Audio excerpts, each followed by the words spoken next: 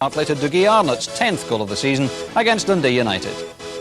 Tommy Burns celebrated signing a new contract as Kilmarnock manager by guiding his side to victory over Partick Thistle. It was smiles and handshakes all round as Chick Charnley returned to Firhill, much to the delight of the Thistle fans. Chick was back in Jags colours after a spell with Djurgården in Sweden, ready to weave his individual brand of magic in the Premier Division. And it was a Charnley corner that brought the first goalmouth incident of the game, Jerry Britton scooping the ball into the net, but referee Gordon Evans was quick to chalk the goal off for a foul by Williamson on Killie keeper Geddes.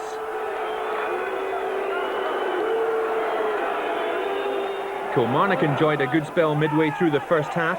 Tom Black was anxious to test Craig Nelson. His first attempt never got that far, but he did well second time around. Nelson wasn't troubled though. Killie boss Tommy Burns offered his players a few words of advice, but it was Thistle who threatened next. Charnley setting up a chance for Roddy Grant, who, if he's watching, will be squirming at the moment. John Lambie wasn't too impressed at the time either. The Jags were creating chances, but their finishing was letting them down. It was the same story in the 37th minute when Ian Cameron ripped open the Killie defence, only to fire wide of the target.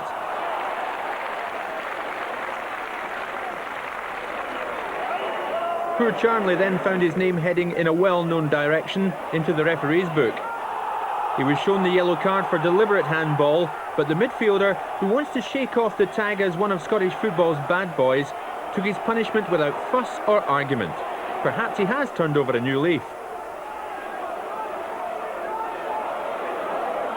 With half-time approaching, Jerry Britton took the direct route to goal, but Bobby Geddes denied him. Good effort though. And as the first half moved into injury time, Killie's assistant boss Billy Stark took advantage of some slack defending to threaten the Thistle goal. But his effort went wide and the game was goalless at the break. The fans had a who's got the biggest flag competition at the interval. I reckon Killie won.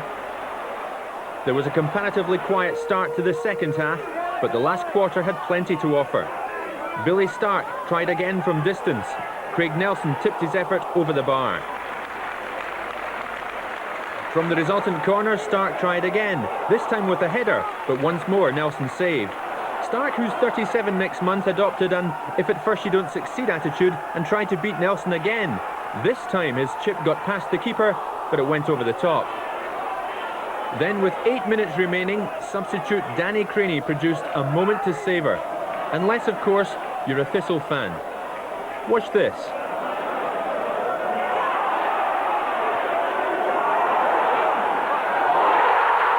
They don't come much more spectacular than that.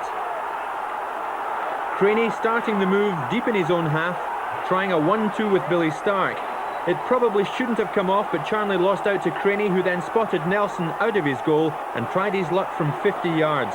The result will be remembered for a long, long time to come.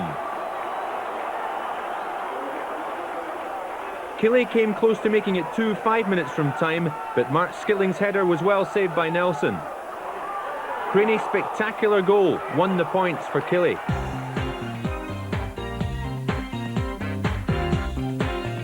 I've been playing the reserves, I've been on the bench.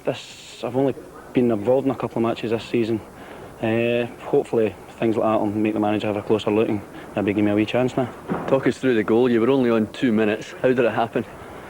I think I picked the ball up just in the edge 18-yard box, played a 1-2 with Billy Stark, but Chick Charnley read it, but he tried to cut inside. I just put a toe in and I got it, and as I looked up, the goalkeeper was way off his line, so I had a go, and it's those type of Tango balls they fly, you know, so I went in the net.